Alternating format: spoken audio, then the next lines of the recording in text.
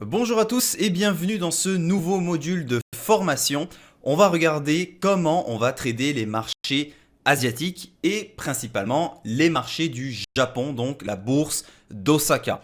Alors pourquoi je vous propose ce nouveau module? Eh bien tout simplement parce que plusieurs traders qui sont au Canada ou aux États-Unis vont avoir un travail dans la journée, donc en général de 9 h à 5 h.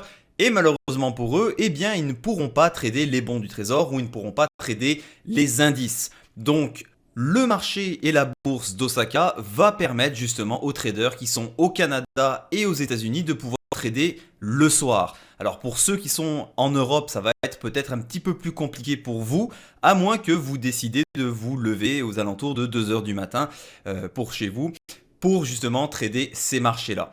Alors, je vais vous parler sur les heures de New York. La bourse de Osaka, eh bien, ça va ouvrir aux alentours de 7 h, juste un petit peu avant 7 h, donc 19 h. Mais vous allez commencer à avoir du volume intéressant à ce qu'on va appeler l'ouverture officielle qui, elle, est à 20 h, donc heure de New York. Donc les produits qu'on va regarder aujourd'hui, c'est des produits qui sont super intéressants, surtout pour les nouveaux traders. Pourquoi? Eh bien tout simplement parce que dans la bourse d'Osaka, eh bien les robots traders sont extrêmement contrôlés. Donc ça va être du trading qui va être fait majoritairement par des traders, donc du pur trading, du trading fait à la main. Alors ce que j'aime énormément sur les marchés japonais, c'est que ce trading-là, une fois que vous avez bien appris comment trader justement les bons du trésor et les indices, vous allez voir que quand vous maîtrisez ça, trader les bons asiatiques, c'est super facile, c'est très relax. Vous allez voir qu'il y a une bonne liquidité, il y a une bonne volatilité, mais que ça respecte parfaitement toutes les notions qu'on a vues tout au long de cette formation, c'est-à-dire les stratégies sur le volume profile, les breakouts, tous les principes de backticking et d'absorption. Donc c'est vraiment un marché que moi j'adore. Et en plus de ça, c'est un trading qui se fait le soir, donc très relax. On va regarder aussi pourquoi on va sélectionner certains instruments financiers. Eh bien tout simplement parce que pour les nouveaux traders, ça vous permet de commencer à trader en réel avec des petits comptes, parce que certains instruments qu'on va regarder ne demandent que 140 $ dans votre compte, donc 140 $ de marge pour ouvrir une position en réel. Également, la valeur du tick sur certains instruments va être très petit, aussi peu que 2,50 $. Alors, c'est sûr qu'on ne va pas faire des millions avec 2,50 $, mais au moins vous allez pouvoir commencer à trader en réel et en prenant quasiment aucun risque. Donc on va regarder tout de suite comment on va pouvoir se connecter au marché d'Osaka. On va regarder également quels instruments financiers sont disponibles, la valeur du tick et également les marges qui vont être disponibles. Donc dans la prochaine vidéo, on regardera aussi comment on va configurer notre espace de travail afin d'avoir toutes les bonnes informations et le bon espace de travail pour faire du trading du marché japonais de façon optimale.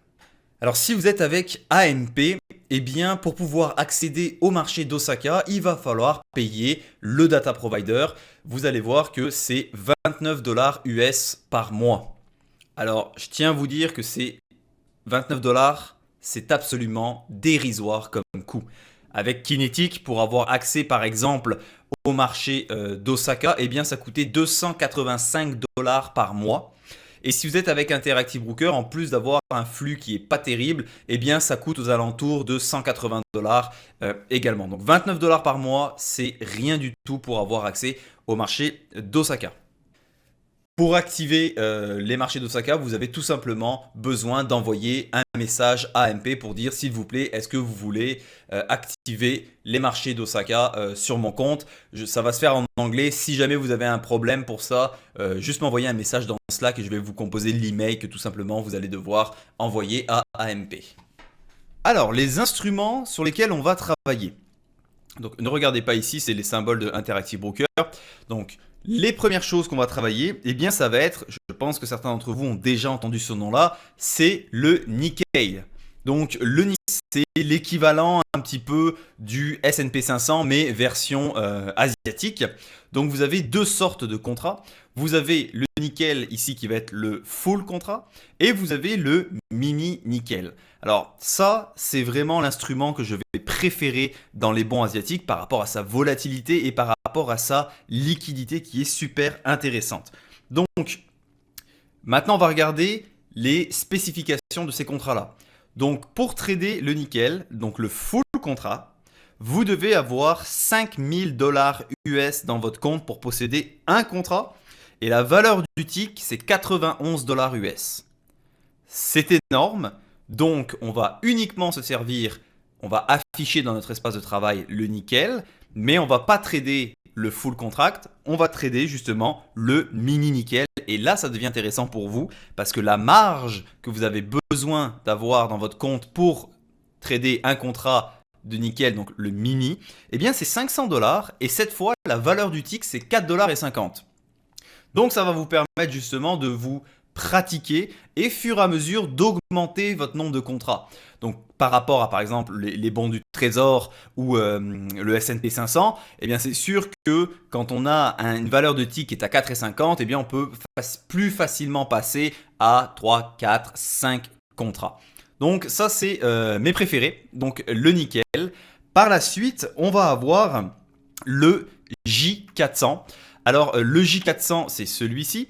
C'est l'équivalent, c'est aussi un équivalent un petit peu grosso modo du S&P 500 ou Nasdaq Dow Jones. Donc ce sont des indices qui vont regrouper des entreprises japonaises. Ce qui est super intéressant, c'est que la marge pour contrôler un contrat de J400, eh bien c'est 250 dollars US. Et la valeur du tick, c'est également 4,50 dollars. Donc ça aussi, c'est un instrument sur lequel je traite beaucoup les marchés d'Osaka et qui a une belle personnalité. Donc quand je dis personnalité, c'est-à-dire à sa volatilité et sa liquidité. Par la suite, on va tomber sur le Topix. Alors le Topix, ça va être au même titre que le nickel et le mini nickel. Vous allez avoir le full contract et vous allez avoir le mini Topix. Alors pour posséder un contrat du Topix, ça prend 1400 dollars dans votre compte et la valeur du tick, cette fois, elle est de 45 dollars. Donc pour les nouveaux traders, c'est sûr qu'on ne va pas aller sur cet instrument-là en premier. On va donc privilégier le mini Topix. Et le mini Topix, eh bien, pour posséder un contrat, vous avez besoin comme marge de 140 dollars pour posséder un contrat. Et cette fois, la valeur du tick, elle est de 2,50 dollars. Donc effectivement, ça fait pas beaucoup. Mais vous voyez que à ce moment-là, trader avec 10 contrats sur le mini Topix, eh bien on peut commencer à trader de la taille et ça fera tout simplement 25 dollars du point si vous avez 10 contrats. Donc le mini Topix, moi je trouve ça super intéressant parce que ça va permettre justement aux nouveaux traders eh bien, de tout simplement commencer à être en réel dans le marché sans prendre de risques. Donc un des instruments financiers que je trouve super intéressant pour les nouveaux. Pour le reste, ce n'est pas des choses qui vont beaucoup m'intéresser, comme par exemple le bond du gouvernement ici, le 10 ans, c'est pas quelque chose que j'apprécie parce que premièrement, il bouge pas beaucoup, il y a beaucoup trop de cotations, il n'y a pas beaucoup de volatilité, c'est pas un produit que j'aime beaucoup. Celui-ci, le OSE, je le trade pas du tout. Et le reste non plus. Alors, le seul qu'on va rajouter, il n'est pas présent sur cet écran, eh bien ça va être le yen, donc le contrat futur du yen contre le dollar américain. Ça c'est super intéressant parce qu'il y a une belle volatilité dessus. Vous allez avoir cette corrélation inverse avec justement tous les instruments qu'on vient de parler. Mais tout ça je le détaillerai dans la prochaine vidéo. Alors vous allez voir que pour contrôler un contrat du yen, eh bien ça prend 500 dollars de marge et la valeur du tick est à 6,20 dollars.